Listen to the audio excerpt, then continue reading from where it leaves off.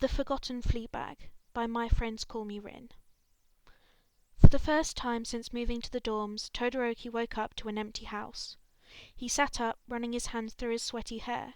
Couch naps were terrible. He never woke up well rested or comfortable. Stretching, he rolled off the couch to take a shower when the silence finally registered. Where was everyone? He pulled out his phone, finding no notification except for one from his calendar app. Hang out with friends at mall 2 hours ago. Right, they were all going to shop for new winter clothes. He sat back down, realizing with a heavy heart that he had been forgotten. He didn't cry, he was trained out of that, but he really, really wanted to. He rechecked his phone and noticed belatedly they would be back soon anyway. With a sigh, he flopped back down into the pile of blankets. He was about to go back to sleep when a crash and a curse echoed out of the kitchen. Todoroki sat up immediately, body on full alert. Was it a villain attack? Did some group decide to take advantage of his solitude? What was it? What was it? What was it? Damn it! Stupid fucking pan! Shit! He let out a sigh of relief, realizing it was just Bakugo. He should have known Bakugo had stayed home, as every outing he'd been invited to ended with a harsh denial and a few explosions to follow.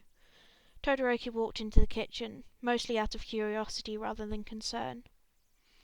Bakugo was sitting on the floor, rubbing more butter on a pan than could ever be necessary. "What are you doing?"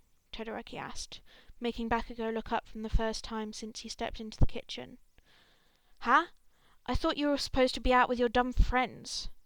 Todoroki turned away, the reminder not helping his mood. Bakugo scoffed and went back to doing whatever he was doing. The bicolour-haired boy walked over to the counter, taking a seat at a bar stool. He sighed and laid his head down, feeling a little grimy from his nap and yearning for his shower while also wanting to just sleep until morning. "Oi, why are you so mopey?" Bakugo's voice echoed from the floor. When Todoroki didn't reply, he stood up with a crackle and a pop of fire. "Hey, I'm talking to ya!" "I was supposed to hang out with my friends today. I fell asleep and I suppose they left without me. I think they forgot me," he finally bit out. Bakugo didn't have a rude quip for that, and instead just clicked his tongue. The kitchen lapsed into silence. Eventually he seemed to figure out the buttering problem for his pan and got to cooking. Todoroki scrolled on his phone while Bakugo cooked, when a sudden whistle sound brought him out of his doom scroll haze. He lasered in on the kettle on the stove, its sharp whistle grating on his ears. This is why he didn't hang out in the kitchen. His hands clenched around his phone and he swallowed. The steam was hissing louder, the whistle enveloping him faster and faster, and the only thing he could think about was the burning hot pain. "Icy hot. You look like you're about to shit your pants." He blinked. The whistling suddenly stopped as Bakugo took the kettle off the stove. He poured it into 2 different cups, and he couldn't help but notice the blonde had gotten his favourite mug out for him. While the tea was steeping, Bakugo went back to his cooking and started adding an unhealthy amount of spices.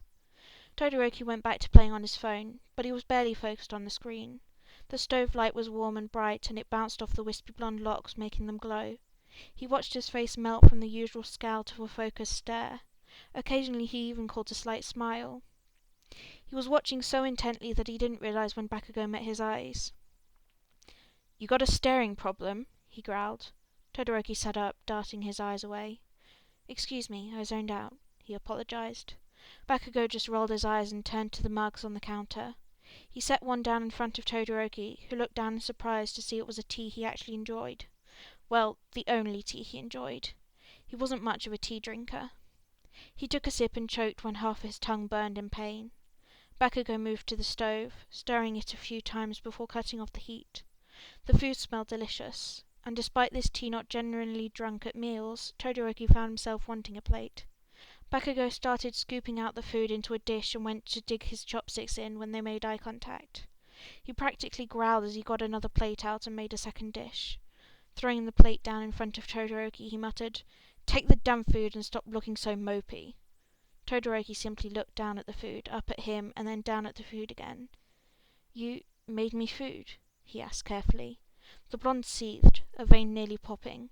Todoroki remained unfazed, still looking down at the plate of delicious rice and vegetables. "Yes, you dipshit. Only so you would stop moping about your friends letting you sleep in. Jesus fuck, you are so annoying." he raged, despite Todoroki doing nothing except sitting at the kitchen counter. "Thank you for the food, then. I'll try to be happier from now on." He muttered a quick itadakimasu and began eating the dish. Bakugo looked like he was about to kill a family of 4. Eventually, Bakugo joined him and they ate in silence. Well, mostly silence. Bakugo spent the entire time either being audibly angry at his chopsticks or asking how he liked the food. When they finished, Todoroki took both plates to the sink and ran some water over them before placing them both in the dishwasher. Bakugo was staring at him as he did so, face unusually calm for just a second before turning back to his usual scowl. Todoroki took his seat back on the bar stool, stretching his arms up before lying over the marble countertops. His arms were splayed out in front of him as he stretched forward, popping his back in the process. He relaxed on the counter, lying face down with a sigh. A laugh echoed out from next to him, and he looked at Bakugo in confusion.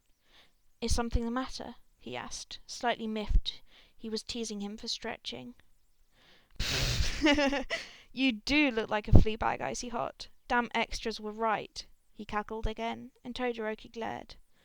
"Well, if I'm a Fleabag, then you're a mutt," Todoroki shot back. Bakugo scowled, raising his hands to blast an explosion.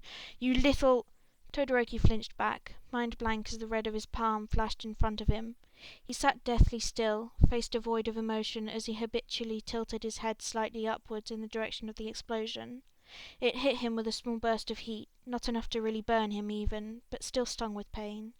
They both sat there, confused if anything about what the hell just happened.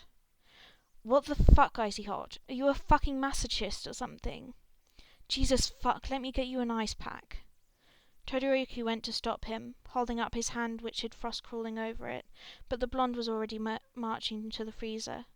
Todoroki put his hand over his cheek, the pain already fading quickly due to his cold hand as well as his cold skin. Bakugo came storming back in with an ice pack wrapped in a washcloth. He swung his arm back to throw it, but hesitated before deciding to just walk it over to the boy instead. Todoroki dropped his hand to take the pack, despite not feeling any pain anymore. "Thank you, Bakugo. I won't let that happen again." "Why didn't you move?" Bakugo was unusually upset. It was slight, but the way his scowl lightened to just a slight grimace combined with a strange amount of attention was telling enough. Is it because of your dad?" "Well, getting right to it then." Todoroki swallowed, not meeting his eyes. "You caught me off guard. I'm not sure what my father has to do with them," he replied evenly. Bakugo's fist tightened. "Don't fucking lie to me. You and Deku are loud as shit. I know something about your relationship with Endeavor. It's fucked up, so don't fucking lie to me." Todoroki finally met his eye, and the intense stare of worry had him swallowing every single secret he ever had. "Bakugo," he choked out, but the stare didn't ease up. Bakugo, the hot-headed rabid dog of 1A that always got them in trouble, was worried about him. He wasn't quite sure how to handle that. "Todoroki." He didn't cry, per se. There weren't any tears as his frame shook. He wrapped his arms around himself, body shivering from the exertion of keeping his mouth shut. He couldn't finish. He couldn't get the words out. Not tonight. Taking a deep breath, he forced himself into a neutral position and sat up straight. "Nothing is wrong between me and my father. I am not sure what you heard me and Midoriya talking about, but you must have taken it out of context. I apologize for worrying you," he politely responded. Bakugo looked defeated. He sighed and dragged a palm down his face, which had quickly returned to a scowl. "Whatever, Icy Hot." The blonde got up from the kitchen, stomping towards the doorway. "By the way," he turned hand leaning casually against the door frame as he stopped, "your friends didn't forget you, or whatever bullshit your head is coming up with. They let you sleep because you were so tired after training this morning. They are going to have another outing next week which they'll invite you to." He left without another word, footsteps getting quiet as they walked down the hall. Todoroki sat alone in the kitchen. He had a lot of things to think about, it seemed. Thank you for listening, and I hope to see you next time. Also, thank you for 26 subscribers. You can't imagine the smile I have on my face from that.